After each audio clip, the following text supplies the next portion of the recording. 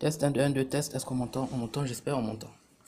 Donc, enregistrement de la fameuse vidéo repoussée depuis longtemps sur réaction aux vidéos de la chaîne Migraine Québec. Donc, je vais faire vite.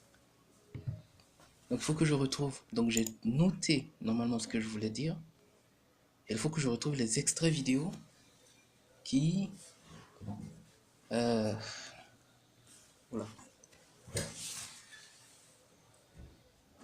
Il y a trop de bruit. Je vais éliminer les nuisances sonores. D'accord, c'est parti. Donc, pour l'épisode 1. Ok, vite. Extrait. Ça va être compliqué de naviguer dedans et de trouver les mots où je parle. C'est parce que cette vidéo va être la plus compliquée en montage parce que ça va être des cuts. Et je sens déjà que je vais passer un mauvais moment. Côté, côté montage. Bon. Soit j'enregistre au fur et à mesure. Oui, je sais que c'est ça que je dois faire. Je veux juste enregistrer au fur et à mesure au lieu de, au lieu de garder un seul enregistrement et de devoir aller chercher à chaque fois le, le segment écouté pour monter, je vais faire à chaque fois enregistrement, je dis ce que j'ai à dire et puis stop et sauvegarder. Et ensuite de suite enregistrement, je dis ce que j'ai à dire et stop et enregistrer au fur et à mesure. Donc c'est parti. Donc on va le faire comme ça va être bien. À plus.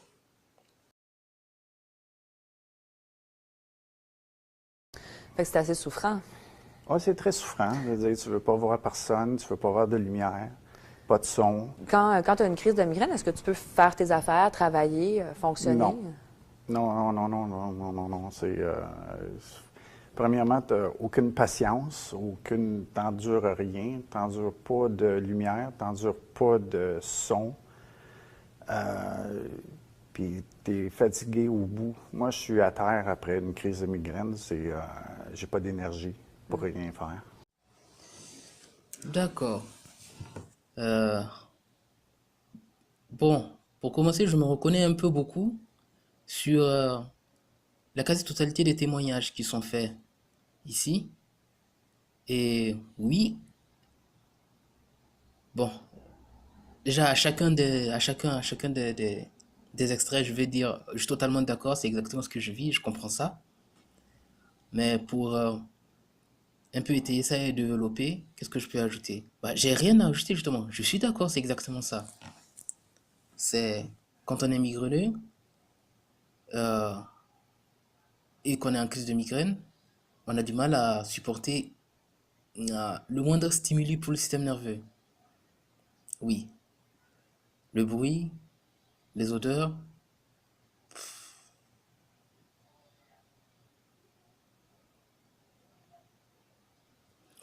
C'est pas intéressant, c'est pas passionnant de parler de migraine.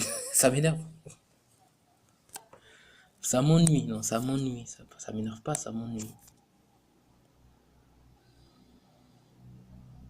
Bon, on passe au témoignage suivant.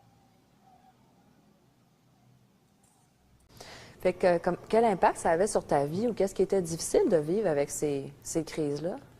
Ben, premièrement, ben, tu as la douleur.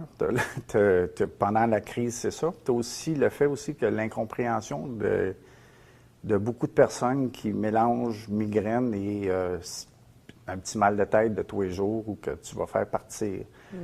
Une migraine, ben, c'est incapacitant. C'est pas juste un petit mal de tête. Non. Puis les gens, ils comprennent pas nécessairement ça.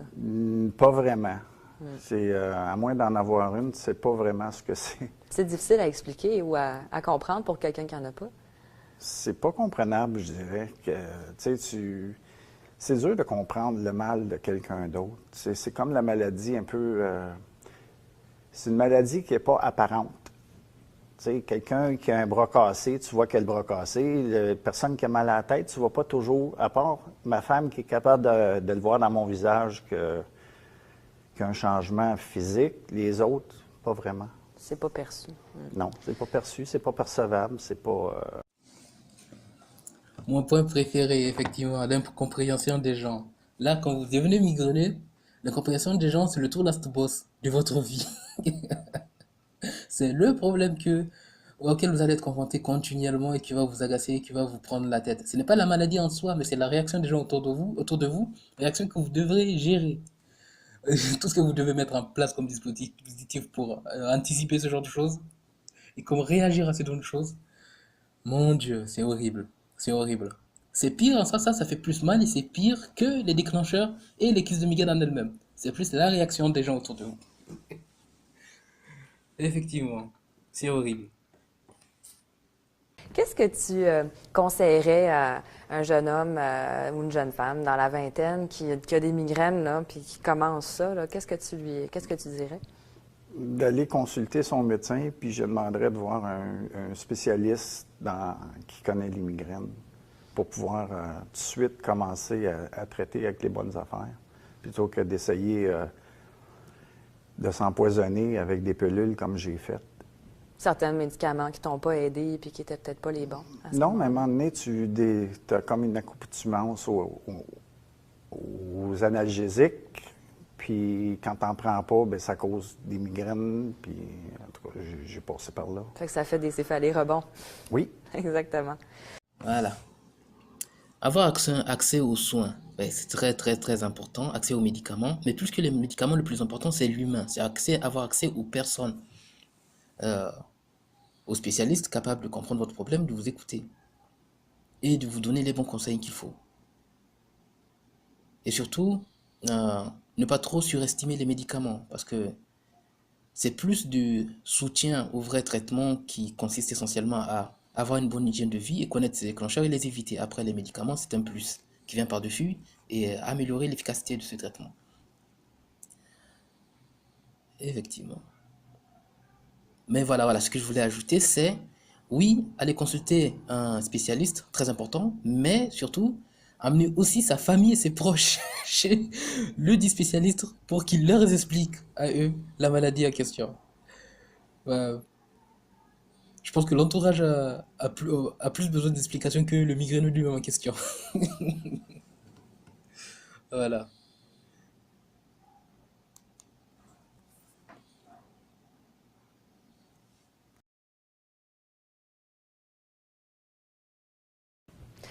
Les crises de migraine, des fois, ça peut être assez violent ou ça peut empêcher de fonctionner.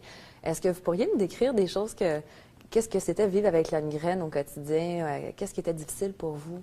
Oui. Bien, j'avais peur, disons aussi, en certaines saisons, les canicules, quand c'est très humide et chaud.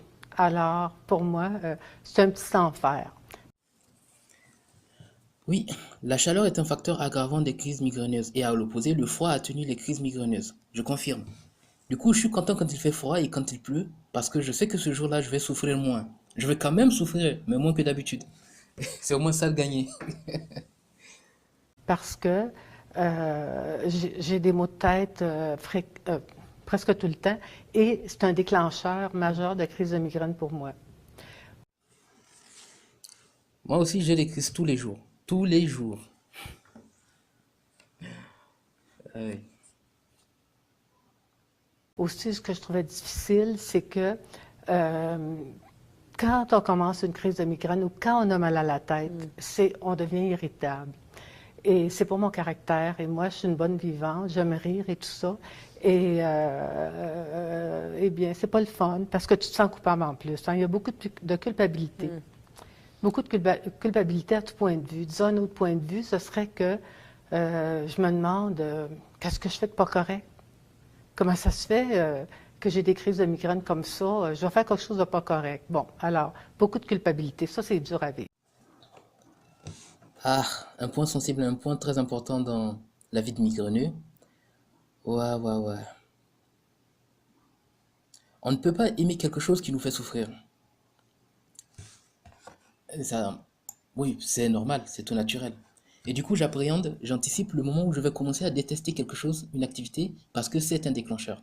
Parce qu'il m'aura fait trop souffrir et aura aggravé le migraine, empirant mon état de santé. J'essaie d'éviter que cela arrive.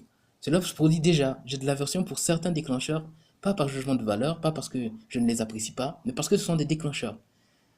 C'est une des choses qui me met le plus mal à l'aise vis-à-vis de cette maladie. Ce pauvre Mohamed a lu tout seul une vidéo à part. Euh, vidéo peut-être intitulée à quel point les migraines déterminent ma vie, mes décisions et ma façon de faire. Ouais. Et on en revient à la relation avec les gens. Quand vous refusez une activité, faites comprendre aux gens que ce n'est pas contre eux. Soyez très attentifs sur ce sujet, soyez bien clair avec les gens sur ce point. Surtout quand ils sont très étrangers ou migraines, quoi. Ils ne savent pas ce que c'est. Pour les gens qui sauraient ce que sont les migraines, je pense que vous avez moins besoin d'explications. Mais sinon, c'est quelque chose que vous devez constamment rappeler. Rappeler tout le temps que vous êtes un migraine et que vous faites ceci, vous faites cela, ou vous ne faites pas ceci, vous ne faites pas cela, parce que vous avez des crises de migraine. Ouais, tout va bien. Puis pour planifier des événements, pour faire des choses, organiser votre vie, ça devait pas être facile tous les jours non plus. Non, mais j'ai vécu avec l'idée de... je pensais à mon lit de mort. Sur mon lit de mort, là, si je dis j'ai rien fait parce que j'avais des migraines, là, non, non, faut que je vive ma vie. Alors, j'ai vécu ma vie, mais très difficile, effectivement, parce que faut planifier, puis là, tu te dis, bon, ben, cette journée-là, comment je vais être? Oui, on peut vivre même avec des migraines. Donc, vivez.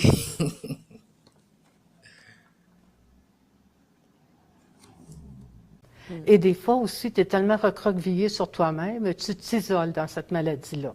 Alors, tu te dis, oh mon Dieu, j'espère que je n'aurai pas de visite aujourd'hui. Pourtant, je suis une personne très sociable. Donc, puis j'ai reçu beaucoup de monde aussi. Alors, c'est difficile. Moi, j'appelle ça les accidents, les déclencheurs qu'on ne contrôle pas et qu'on ne peut pas prévoir. Ça fait partie de la vie, ça fait partie de, de la difficulté de la maladie. C'est compliqué, mais ça va aller. Ça va aller, ce n'est pas insurmontable. Il faut faire avec l'aléa, avec les aléas. Comment est-ce que les gens autour de vous réagissaient à l'époque quand vous aviez la trentaine, la quarantaine, vos proches? C'était quoi leur vision de votre état? Bien, moi, je suis une personne qui partageait pas trop ça parce que je me sentais, c'était comme si c'était un peu une tare. C'est bizarre. C'est une drôle de maladie, la migraine. Hein? Les gens ont de la sympathie pour les gens que ça paraît. Si t'es en fauteuil roulant, oui. Mais si t'as la migraine puis les maux de tête, là, bien, des fois, il y a un petit peu de dérision, un petit peu de, bon, tu sais, il y a des blagues là-dessus. Et puis, C'est pas agréable à vivre. pas du tout. En plus d'avoir mal, les Oui, gens, oui, vous il sentez faut que le les gens se supporter. moquent de Donc, vous. je parlais pas autour de moi de ce que c'était. Et je faisais mes activités Du mieux quand possible. même le mieux possible. Souffrir en silence, je sais ce que c'est. Je pense que tous les migraineux savent ce que c'est. Et c'est pire quand vous êtes timide. Moi, je le considère comme un défaut à éliminer très tôt. La timidité, hein, je parle de ça. Si vous ne dites pas que vous avez des crises, les gens ne le sauront jamais. Une crise migraineuse ne se voit pas. Il faut en parler, il faut le dire. Et ça va beaucoup vous aider hein, de le dire. Le cachet ne vous aidera pas. Ça empirera la situation. En 91 est arrivé Imitrex. Alors ça, pour moi, ça a été miraculeux. Parce que quand tu avais une crise de migraine, tu prenais ça, puis elle s'en allait. Ça fonctionnait. Ça fonctionnait. Ça, là, je peux pas dire comment ça a été pour moi un soulagement. C'est incroyable. Tout le bureau, tout le monde, tous mes collègues, tout le monde était content. C'était comme un petit miracle. Oui, hein, oui. Puis tout le monde connaissait le mot Imitrex. D'une maladie qu'on disait psychosomatique ou tout Oui. ça, tout d'un coup, on découvrait qu'un médicament Oui. pouvait améliorer Oui, la puis là, crise. tu te donc, disais, ben, je suis pas folle, j'ai vraiment des migraines, parce que si j'ai pas des migraines, ça fonctionnerait pas. Ça fonctionne, c'est une migraine. Alors là, c'était comme si on était validé. qu'il y avait vraiment un problème. Il y avait qu'il vraiment un une problème. maladie qui avait C'est ça. à Fait que traiter, ça, là, ça a été quelque chose de pas mal extraordinaire. qui vous a amélioré. Oui. Ce fléau, le gros problème des migraines, la vraie difficulté. La perception des gens, le jugement des gens, les idées reçues et mythes sur les maux de tête. Les gens qui s'improvisent médecins, neurologues, psychiatres, j'en passe et des meilleurs. Tout cela avec des intentions bienveillantes. C'est un vrai cauchemar. Réagissez bien, ne vous froissez pas avec les autres et à l'opposé, ne vous écroulez pas non plus. Ne vous écrasez pas, ne laissez pas cela vous miner, gardez le moral. Et vous voyez, ce qui va plus attaquer votre moral, ce ne sont pas les migraines, les déclencheurs et les crises. C'est la réaction des gens et ce cas de figure qui apparaît. Les gens qui veulent vous aider et qui du coup font des hypothèses farfelues dont on se passerait bien. Un autre sujet qui, qui mérite sa propre vidéo. Euh, déprimant. C'est vraiment déprimant. Vous recevez maintenant aussi des traitements de Botox pour les crises. Oui. Qu'est-ce que ça vous a apporté, ce traitement-là? Bon. Botox, Lyrica, les deux pour moi en même temps, eh bien, c'est la différence entre survivre et vivre. C'est ça que ça l'a apporté. Ah, Je survivais. Et, et là, je vis. Encore une fois, oui, on peut vivre et les choses vont de mieux en mieux, heureusement. La recherche avance et on comprend mieux cette maladie. On peut vivre.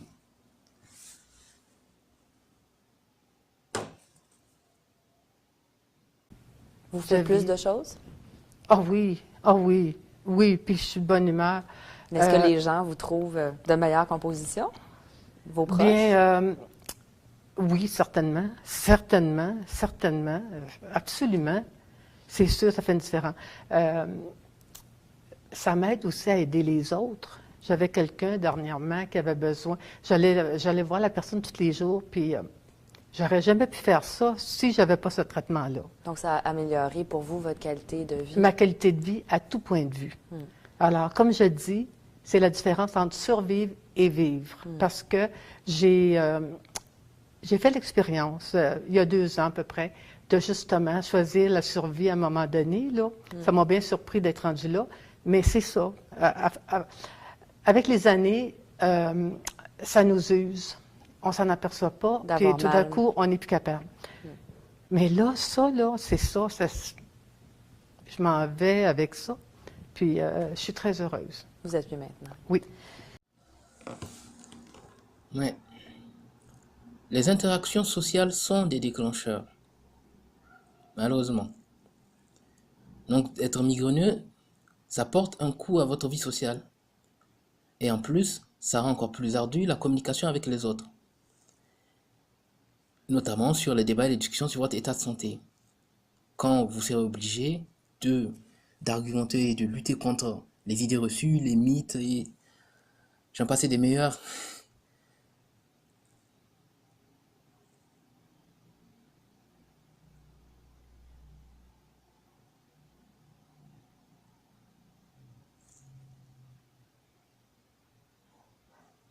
Et plus vous irez, mieux votre vie sociale se portera. Tout n'est pas complètement perdu. Pour finir, est-ce que la migraine, ça fait partie un peu de la race humaine? Hein? Beaucoup Oui, de gens en oui, ont, oui. c'est fréquent. Oui. Qu'est-ce que vous souhaiteriez pour des personnes qui ont maintenant 20 ans, 30 ans, puis qui ont des migraines? Qu'est-ce que vous leur souhaiteriez à ces personnes-là pour le futur? Premièrement, d'avoir des bons soins. Alors, d'avoir un ou une neurologue humaine.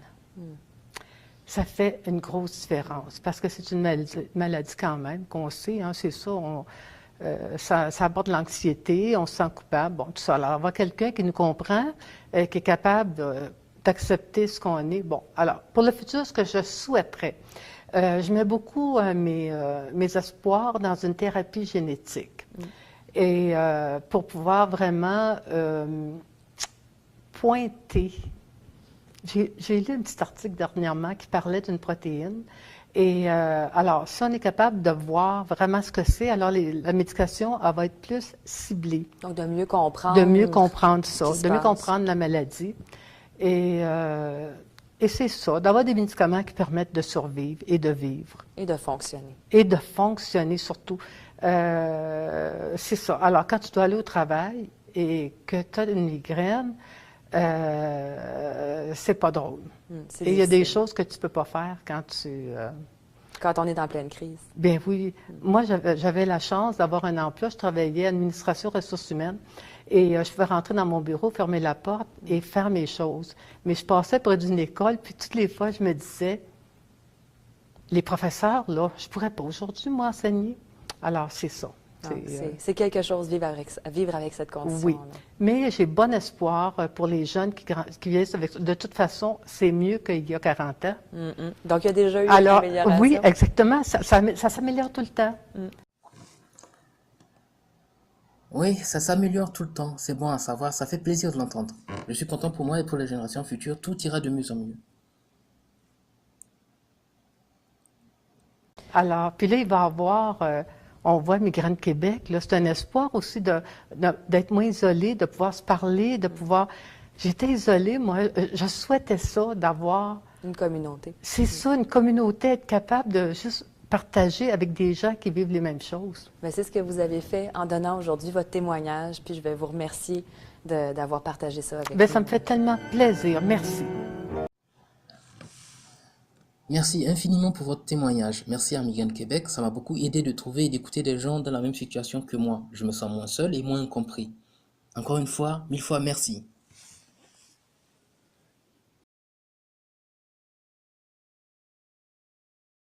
Est-ce que vous pourriez nous dire à quel âge vous avez commencé à avoir des migraines? Moi, j'ai commencé à avoir des migraines, j'étais toute jeune. Je dirais c'était au début de ma scolarité au niveau primaire. J'avais 6 ou 7 ans. Et j'avais des épisodes à l'époque, on appelait ça des maux de tête, parce que le mot migraine n'existait pas. Et souvent, ça m'arrivait à l'école. Le matin, je partais de la maison, j'étais correcte. Et durant la journée, une crise pouvait se déclencher. Et chose surprenante, les religieuses à l'époque me disaient, puis disaient à mes parents, que j'étais une petite fille gâtée parce que j'avais pas voulu aller jouer dehors, parce que je disais que j'avais mal à la tête, mais le matin, j'avais pas mal à la tête. Et que je me faisais même vomir de façon volontaire. Alors, mais heureusement que j'avais des parents très, très compréhensifs parce qu'ils ne croyaient pas ça. Même si les religieuses disaient à mes parents à l'époque, il faut la corriger, c'est une petite fille gâtée, il faut la punir, ou elle a des problèmes psychologiques. Alors, moi, mes parents ne croyaient pas ça, croyaient vraiment à la maladie que j'avais, et j'avais des maux de tête. D'ailleurs, ma grand-mère, moi, maternelle, avait, elle aussi, des crises de migraine. Combien de fois je suis arrivée chez elle avec mes parents et mes frères et sœurs, il fallait enlever nos souliers parce qu'il ne fallait pas faire de bruit. Grand-maman était dans sa chambre, dans le noir. Donc, c'était une histoire familiale. Mais moi, à l'époque, je ne savais pas que c'était une histoire familiale. Moi, j'avais un problème qui était mon problème à moi et qui n'était pas celui nécessairement de ma grand-mère. Ah, ça vous sauve d'avoir des gens compréhensifs autour de vous. C'est quelque chose qui vous aide beaucoup. Ça change tout. Et les médecins me traitaient à ce moment-là, je dirais, le médicament que je prenais quasiment comme des bonbons, moi, c'était des fiorinales. Et je bouffais de ça, mais je les prenais quand la crise était commencée. Ceci est une vraie question. À quel moment est-ce qu'on décide de prendre les médicaments? C'est-à-dire à quel moment est-ce qu'on considère qu'on est en crise migraineuse? À quelle intensité de la douleur? Quand la douleur est à peine perceptible, quand elle est supportable, ou quand elle devient horrible? Difficile. Les crises de migraine, ça peut être assez difficile à vivre. Est-ce que vous pourriez nous décrire ce qui était difficile ou pénible pour vous de vivre avec cette condition-là au quotidien? Ce qui était difficile, d'abord, c'était pas seulement difficile pour moi, c'était difficile également pour la famille. Parce que je ne sais pas combien de fêtes d'enfants j'ai manqué ou de mariages d'amis parce que j'étais incapable à cause d'une crise de migraine. Donc ça, je pense que dans ma vie, en tout cas du moins personnelle, j'ai trouvé ça très difficile. Ah, la fameuse culpabilité que l'on a en tant que migraineux. Dans mon cas, ça se produit dans les situations où je vois que ma maladie qui affecte ma vie, mes activités, affecte aussi la vie et les activités des gens autour de moi. Parce que je suis avec les gens, parmi eux, ils subissent les contraintes que m'impose ma maladie. Les gens n'ont pas à subir les contraintes que je vis. Cela a pour conséquence de me pousser à l'isolement. Bon, j'exagère un peu, quoi, mais ça met un frein quand même à la vie sociale, en plus. Voilà. Puis également, dans la vie professionnelle aussi, c'est difficile parce que tu te poses toujours la question, est-ce que demain, je vais être correct? Quand moi, j'avais une cause qui durait 2 semaines à la cour, ma crainte était toujours, demain, comment je vais être? Votre disponibilité. Notre disponibilité. Attends, je la refais. Hum. Votre disponibilité. Quand est-ce que vous êtes opérationnel? Vous ne pouvez rien garantir. On ne peut pas compter sur vous parce que vous pouvez faire bon aux gens n'importe quand. C'est-à-dire quand une crise se déclenche. Une crise peut se déclencher n'importe quand. Oui, c'est compliqué. Mais c'est pas grave, c'est pas grave. Tout va bien aller. Si je reviens un petit peu en arrière, moi, j'avais rencontré à peu près tous les professionnels de la santé, des massothérapeutes, des naturopathes, des physiatres. Je pense que ce serait plus simple de nommer ceux que je n'avais pas rencontrés, parce que tu as toujours une âme, une sœur qui va te dire, ah, si tu rencontres une telle personne, ça va fonctionner. Les petites aiguilles, j'en ai eu partout, et malheureusement, ça n'a jamais fonctionné. Euh, euh, Ça me rappelle de mauvais souvenirs. J'ai des flashbacks. Ah, déprimant. Je pense que tous les migrants ont vécu ça. C'est triste. C'est très triste.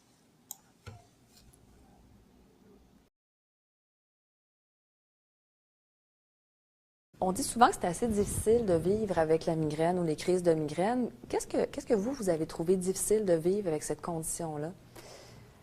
Malgré la souffrance physique, on s'entend, ce qui est vraiment pas facile. C'est aussi l'incompréhension de cette maladie-là. D'où provient les migraines? Qu'est-ce qui cause les migraines? Maintenant, avec les années, je comprends un peu plus les éléments déclencheurs qui vont me favoriser les crises, mais on ne sait toujours pas pourquoi j'ai des migraines.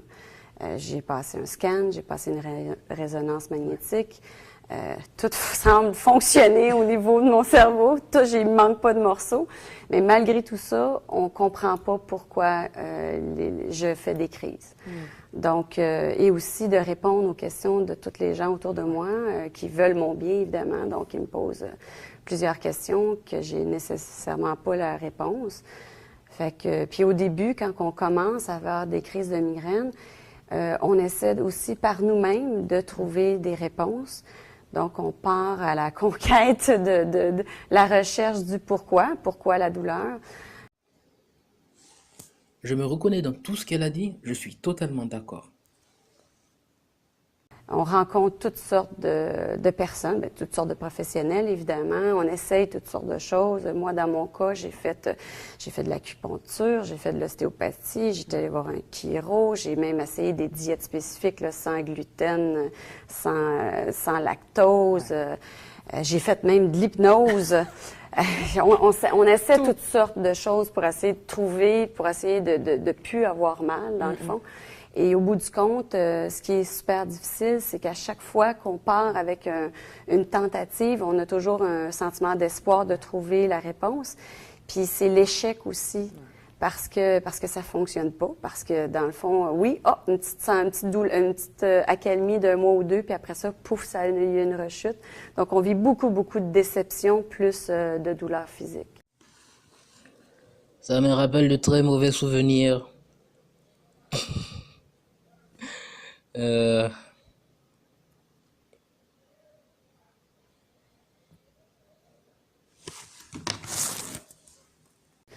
Puis avec tous ces essais-là, toutes ces déceptions-là, vous continuez d'avoir des crises, de vivre ça au quotidien. Comment est-ce que votre entourage réagit à ça? Qu'est-ce que les gens vous disent au sujet de vos crises? Ben eux aussi, dans le fond, ils comprennent pas. Tu sais, il y a beaucoup, c'est toujours, ça ressemble autour de ça. Ils essaient de m'aider. On entend de toutes les couleurs. Hein? Va prendre une marche, ça va t'aider à faire de l'oxygène. Fais plus l'amour. Hein? Faire l'amour, ça fait du bien. Alors, ça va te changer les idées. Mon Dieu, fais plus d'exercice. Bon, ils essayent n'importe quoi, dans le fond, pour essayer de nous encourager à avoir mieux. Puis au bout du compte, ben, quand on essaye toutes ces choses-là, ben, souvent, ça fait même accentuer la crise. Donc, on revient à essayer de faire à semblant qu'on écoute la personne, mais dans le fond, on n'écoute pas parce qu'on sait qu'il ne faut pas aller de ce côté-là. Puis, mais par contre, on essaie de leur expliquer la douleur parce que la douleur, ça paraît pas. La douleur est invisible. Il faut parler. C'est obligatoire. Donc, c'est toujours ça qui est difficile aussi au niveau de l'entourage. Tu veux pas avoir à expliquer j'ai mal à la tête. Je peux pas prendre exemple de bière. On est entouré d'amis dans une soirée. J'arrive, moi, j'ai mal à la tête. Donc, si je prends de l'alcool, ça va augmenter. Alors là, c'est toujours au niveau du contrôle et de la retenue. C'est un gros impact sur votre quotidien, en oui, fait, dans beaucoup. les choix de tous les jours. Toujours, toujours. On est toujours en train d'évaluer. Bon, OK, si je fais ça, qu'est-ce qui va arriver? Si je vais faire de l'exercice, est-ce que je vais être en forme le soir ou est-ce que, tu sais, même quand on fait de l'exercice, parce que je suis une personne très en forme, il faut que je fasse attention. Il faut pas que j'aille au-delà de mes capacités. Il faut pas que... J'ai fait du spinning pendant plusieurs années et j'ai dû arrêter parce que finalement, à la fin, à chaque fois que je me donnais trop, ça me provoquait des crises le soir. Ouais. Donc, c'est à ce niveau-là. Au niveau de la famille, au niveau du travail, c'est ardu. On doit aussi justifier de ses décisions auprès des autres beaucoup trop souvent. Et à des moments, ça en devient absurde. Et ça fait partie des choses qui sont très irritables quand on est migraineux. Dans vos années les plus difficiles, combien de jours de migraine par mois à peu près vous aviez ou de jours de maux de tête? Écoutez, j'ai même eu un status migrainal qui a duré 21 jours, qui a été, je souhaite de vivre ça à personne, qui a été à l'extrême, mais quand on parle de migraine, c'était à peu près 11 par mois, 11 à 12 par mois quand je vous ai rencontré. De crise. Puis ça équivaut à plus que 2 par semaine. Donc, 2 par semaine, si on parle, oui, plus de 48 heures chacune, c'est comme si tu as l'impression que tu as une journée ou deux dans ta semaine que tu te sens bien. Le reste du temps, tu es tout le temps en train de compenser, en train d'essayer de rattraper et de faire en sorte de ne pas sentir la douleur, d'essayer de la mettre de côté.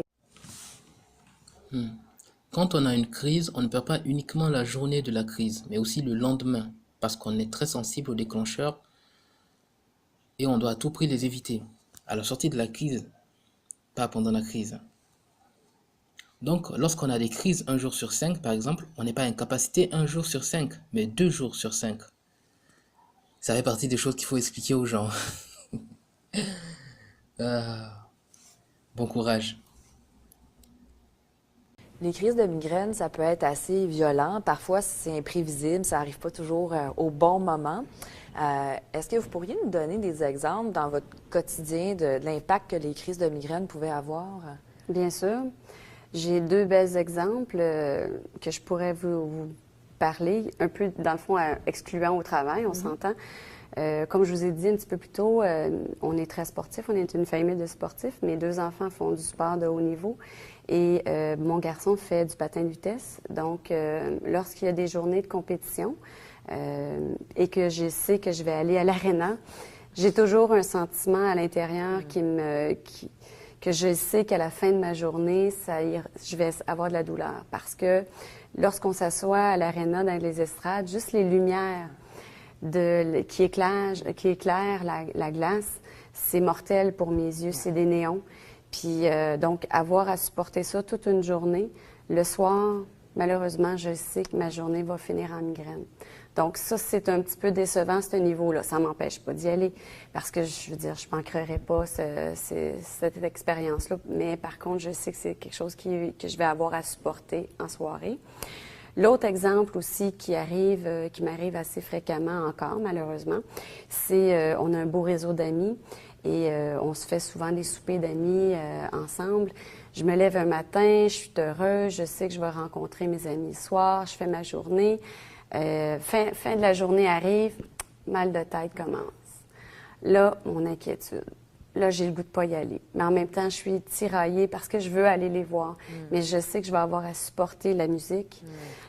Beaucoup de personnes qui me parlent en même temps, donc je suis pas capable de suivre plusieurs conversations, difficulté à parler.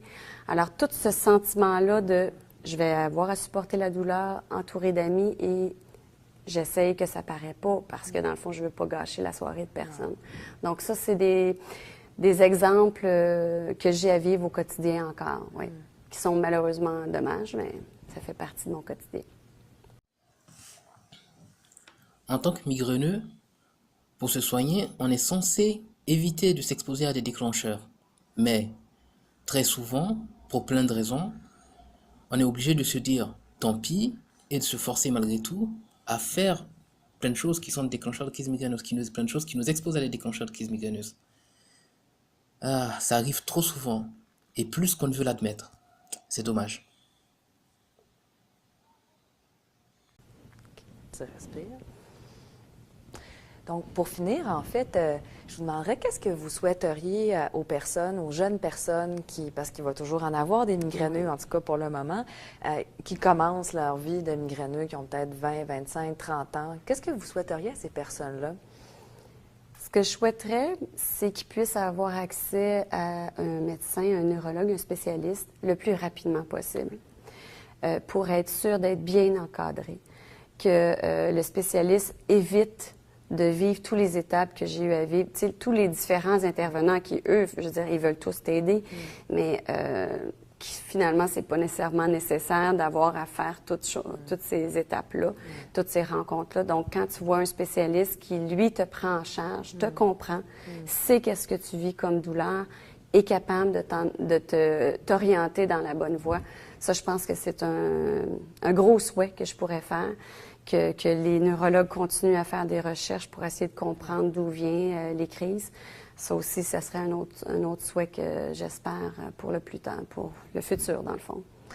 Bien, merci beaucoup d'avoir partagé votre expérience avec nous. Ça me fait plaisir. Merci de m'avoir invité, puis j'espère que ça va aider d'autres personnes qui vivent un malaise comme ça à voir qu'ils ne sont pas toutes seules, puis que malgré le fait qu'on a des périodes que tu penses qu'on s'en sortira pas, faut jamais lâcher espoir parce que quand ça revient un peu mieux, ben c'est le fun. Puis la vie est belle. La vie est belle, c'est ça exactement. Merci. Ça fait plaisir, merci. La vie est belle.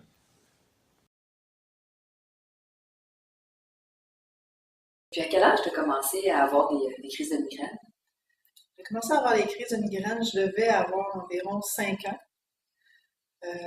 Ça m'empêchait d'aller à l'école, ça m'empêchait de faire mes activités.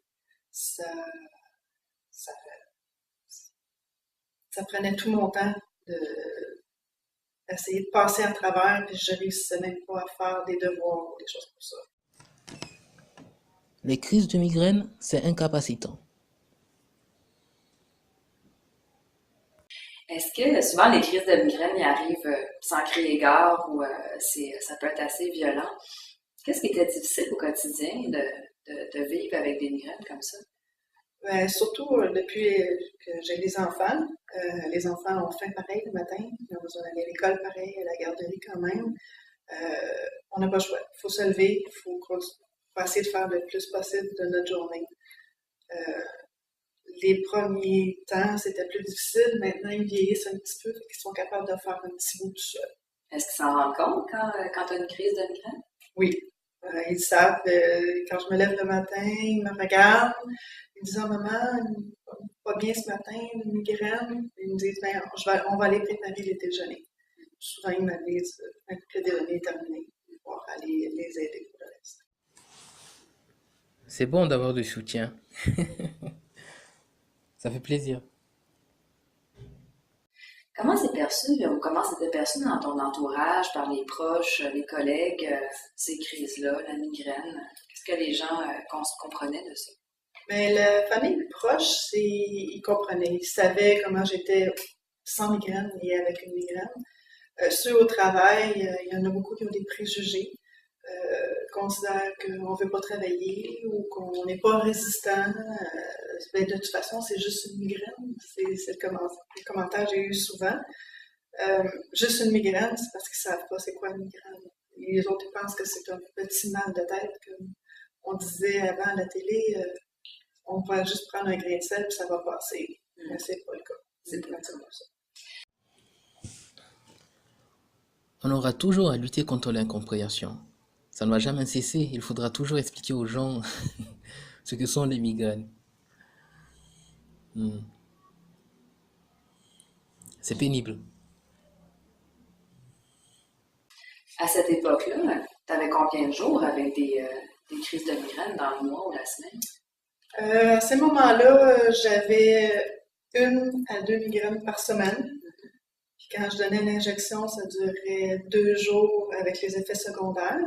J'étais à peu près une journée par semaine que je peux dire que j'étais bien. C'était normal. Normal, oui. Puis les autres jours, c'était difficile de fonctionner. Oui, oui.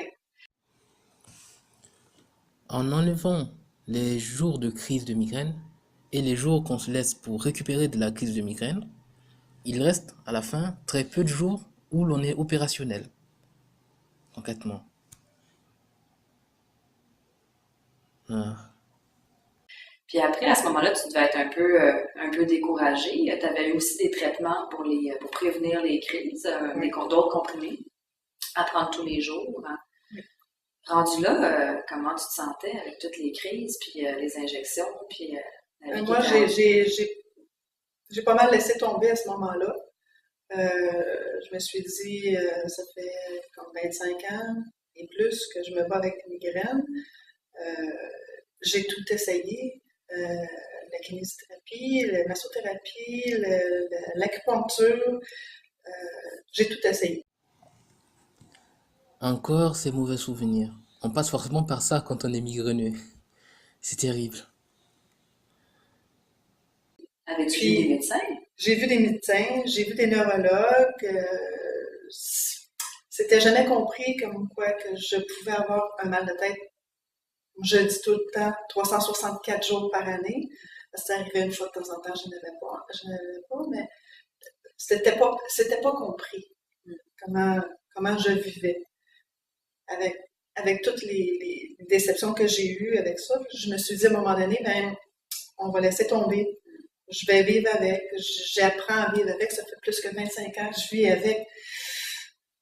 Je vais continuer. Puis je vais arrêter d'essayer de trouver une solution qui ne fonctionne pas. Être découragée. On ne le rappellera jamais assez. Oui, on peut vivre. La vie est belle. Aujourd'hui, tu vas mieux. Tu as reçu, il y a un médecin qui t'a proposé des injections de Botox. Oui. Qu'est-ce que ça a fait pour toi, cette médication-là? La médication, ça change beaucoup. Les grosses migraines qui vont m'habiter m'arrivent une fois, peut-être 2 par année, au lieu d'une fois ou 2 par semaine. Ça a un gros impact sur la vie sociale, familiale, la vie personnelle. Pour moi, c'était comme un miracle parce que j'étais pour abandonner.